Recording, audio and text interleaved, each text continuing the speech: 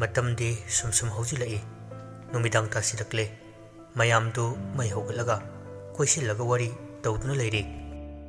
Newton di ganjadu shuttangawrka leiribani manau kari singadu mamanabgi taifta wari saba hora ami ahinadi mado pacha nungsibani manadi aibu nungsiba watpanane ngasi aina mittagi pi kangdana leirise Jonina Tamucho, nangi nupidu toro soilan oirangani ai khangi nahan muksu maka tavanang de James na nipa Joni du yam khang hibagi mawngda yare ai khangi kidoroge oibu oiramni haibani Newton du ganja tapta gai thaga nokmi tawraga toro samphabi ai gi thamoi gi toro wai du tavda ngakna ahumdi yenglei Kainu, makang bacalane. Newton makatare. Masama fava Beijing taraman bado. Aduga mana ipu Gandhi gi speka mana wama upaga cycle duga mana kodrong lakpudani. Aigi thawaise soro chinglaga puraga chalise. Ye Krishna makatare. Adeidi ekhoi pabungna Newton na Khunam sin yansilagane tuminam talayo asi hairaga makatare masamduna phare ngaidaine aina mabu senaraise koisen senaraga koijarakpani adubu bora manba masamdu aina tingthobadaine soirise pumnama mai thaudabase aigi kwaidagi asoiba Asi hairaga Newton do amu kapthoraklamni aigi thamoi samphabiduna chakhalambane aibu chakalambane Ye Krishna yare tamucho thabak yami ngasidi but ho pret ho kai ho Newton du phukhogulai furit kadu chingkhalaga kadai le hore but to kadai no Henry na oh na angkaidi ekhoi hidak ama khangmudredana khangnidana hayengdai suttang ahulaga thabak tawge asumna makhoisu ngasai gi mafamduda amuk lakle atai dudi kiduna tungda kithikiram tawraga leiri adubu Newton di kemta kidana mang thanglaga cheli Henry su gam Newton gi tungda inarga cheli adu uvuda Jonina James da lona chiron tawi Henry se makong panbra amti yengo James na khangde chung chatpra kenam tawre mang thanglaga chatliva ni du chatlambadagi pakhatna maningda khangan handoi imai kainu sida mayam du changsilaga yengi mamit mana singdu lauthoga ngakna kari lila no sanarisna butnara liner sibo kai particularly la oichano Henry du sauningna Masigi script iriva lair bula ngasiko chaini Joni kina ngarang di pukri do pikkibani ngasi khangchau charu ko lerami ngasai ukna lekrak chale kaino sibo nakanda tombi du yamna matha sana lady man haivisu kanana sulo wiramde pukri du achamba pukri nate numidang khaktada ising leiva ayuk nungthildana lekrak chatpa pukri ni adubo Makoi na ngasai tawrubo aduna maram oiraga pukri du yamna luwa amadi chawthoambani Henry na James ekhoi sida yam thuna kumlaga potu thinav tawse matam leira roge hayingni abuna hairakivan mito man ngangi du ani tuna phattaba mabukta khalai Joni suktuna bisum ani du luktharga James ki mana mayata chiron tawrei hauredo magi kadarse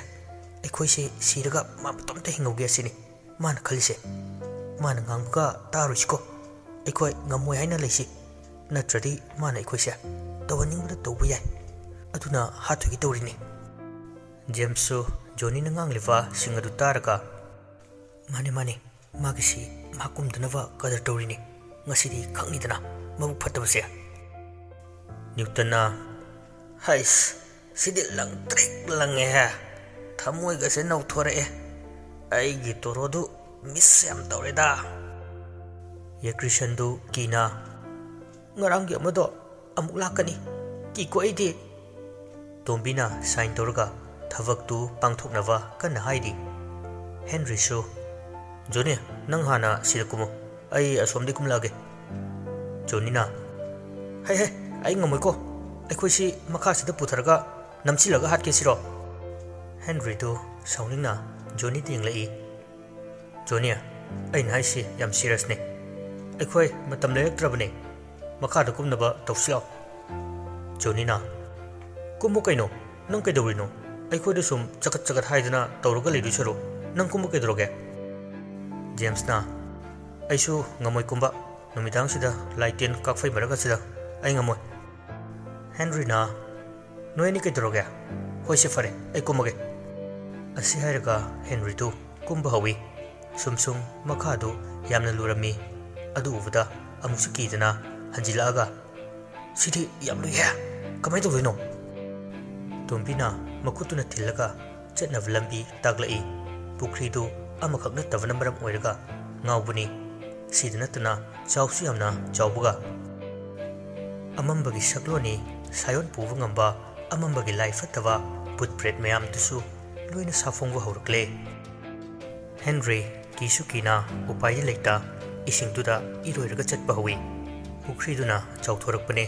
luna luvane yamna warami aduma kumdavadi yaramde Henry onthuraga Papa asi maka tavanangde Henry thakana isingduda irangage tawi amu foot fawgalai Henry gi maungdu ufda James na kedoro jana magisha Johnny na kadarmene asi toksine weramgani lasta masigi put pa basiga moy ani manaragane aikhoisi hatoigi tawribu weramgani James masadu ipa pakhana kina Johnny da masadu nomi mamina amade yenglaga Johnny na kaino nang sungawrbo James na Johnny ki masam du phoiraga jinglaga tungdi ngali adugadi Johnny du khangpre khangna chongthokpada pukri ta sili ising du da lamba phongboi phangda boy irak naraga ai kalo ai sire James su ki na tungda hali abok ayok chudi mitko yam sauna maya du yaudbagi wadu fazina ngang bangamboi ngamduboi tawraga na khoina aigi yasu huralaga chetkiba aduga James peri peri tawraga aidi huran yaudi ai kemta khangjade asengbane karigi asengba ngasidi noi machet chetlaga chatho adoini aina nang lemna khak tharoi aina tharoi Johnny du isingduda fring chong kaleidi somdana Newton di raga amadani ye Christian su tawriba matawsida kibna loire Newton gi fiji da pairaga tamujo butthoi khoi loina sibatare chalase Newton hanne yengde magi thokpalei bud sing du faraga lauruga chaba haubani he wahai du tavda nakan de lumuga leiramba tongsang khoidi kina has toro second pasdi butka pharaga chaba mal he Pitruna is masidi yam sathiba mi ohe leirami tongsangna ai masina pasa lamba yadre ai tamta do atu oina tawsidage maningdagi yo sana tombina hai safabe faina tamlaba hobo yadribo Pitruna sauna napa kana gi safabino agi samse phabro ha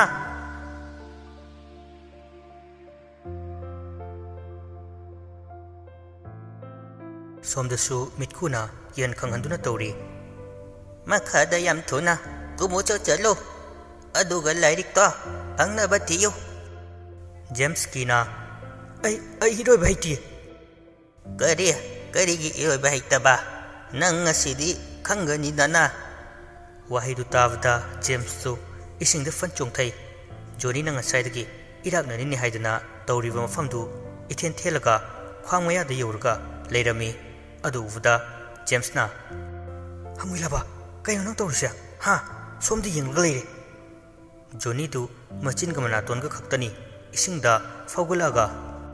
minai sidi toksinawne moina khangbana te swai fawdi theliye aswaidadi nare pu phangaroi James na Henry se ada lari su udro ma lari tu kan thiri Henry na lari tu kan thiri irup tana adu phanglamde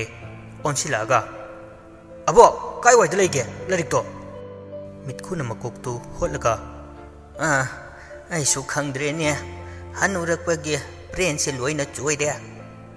Henry suklaga machinda solai moi swagi butching sidi kaino manine makok chak pagakta mitkhuna laurai hai kaino nang na murup soli do ai gi maram dara nate somda yakrisan du kibna masadu leiba yadre makap kapi tamucho asimta yingu haibane tungdagi tapna kanatano yang hantoi topa yakrisan kina leithoga yinglei tungda Jenny du leirambadu ubada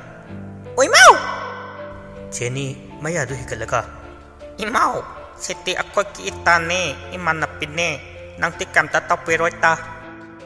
yakrisan du pedring chunglaga tamocho Jenny du ikai nusianana makok tamocho sete posam tai ko ai erang ka chama ka khala e Newton du mangduna leirambadagi yakrisana masa nomaga yam kanna tawduda leithok yinglai masu akiu phanglaba saktam mayam ma leirambadu ufuda masadu swai laukre kaino somdana Henry du larik tu phanglak mandavdagi amuk iroirka lai aduga atopa pukri amada amuk kumnab tawe Johnny ga James kadi mapan duda marga tharoi taini Johnny na jara amadi khunba yaina aidi tharoi siam pame James na nakanda mitku yingli haina ingit tawi huran ba ada yingle ri larik thiba sarga tumina khulo tapna mawo asi haina ringai ani duna tawri wudu ufuda mitkuna ai meche on thok na kreda ita daure Johnny du noksinaraka abo ai dro hapsira mitku maya chiklaga iya aingonda usittaba noi maya ite yam thuna chalo James na abo iroi bahiti ai khoidi maya ide chaladi ai so idna siradi mitkuna adu aida kakcheng leibra yengo phara chao Johnny du kina nipa ai khoini kakcheng am olaga chatkidana ne yam kije James na chasi kaino kakcheng chabasi iroi bahi haibane ekoi puna ani du adwaida mapanda kakcheng kumba chatpadu koichi thi aduga phar ga charame mikuptuda Johnny du matumda masadu king laurai kakcheng dona mukut masaka du fing laga iroi ba horaki James mami lauthoga Johnny Henry du bukri amada amu thirabasu fangdabadagi yam nungaitana James Johnny lao somda ekoi puna theminatradi thabaksa pangthokpa ngamaroi Henry na kanna haibdagi ani du wakal kitang dilai adubu makhoi changsilakpadi tawramde Henry bu thajabu alami somdana tombina phattaba laitin singdu kai tawraga tanthoknaba tawri mitkhudu masu asiba thawai ama oiba maramna manam sidia aisu yadre ne leiba swaise aswaida tharu so chalo tombina makhutuna machindu marks am upu haina ingi tawrai mitkhuna marks tara kiba amata so noina leibi banatenya ai phanyak sina hekta honarageda mitkudu phanek machi ama setatlaga machindu khumi somdana Newton du Jenny uvada nisaga loina hankre yakrisan du ta pairga man oina maninglomda lumaga lei kainu sidia ai sibtare yakrisan so kapaga mamitu usili tamucho ai sibanga moye thado ai siningdriye Jenny ani du uvada talokhe jening takko hama manta patau nu nang maso hama te thauna le katapane नचेसे याम थिरप्पने नक्को नक्कीरितो न्यूटनदा अमुक येंगलगा नुपाने ना मचा मउना फारिप्पा अतुका काइनो लाइछापे अइंगोन तक्की JJ नंग पखपारा Newton दु jenny की वही तुदा खंगसाव साउनिंगबदगी कीदब सारका ये क्रिशन की मनिंगदगी थोरई हेरा मी उस्तबा मखा तावदंगदे जेनी की तमथीरवा मसक्तु उफदा अमुक मनिंगद फटहलगा ये क्रिशन की मनिंगद लई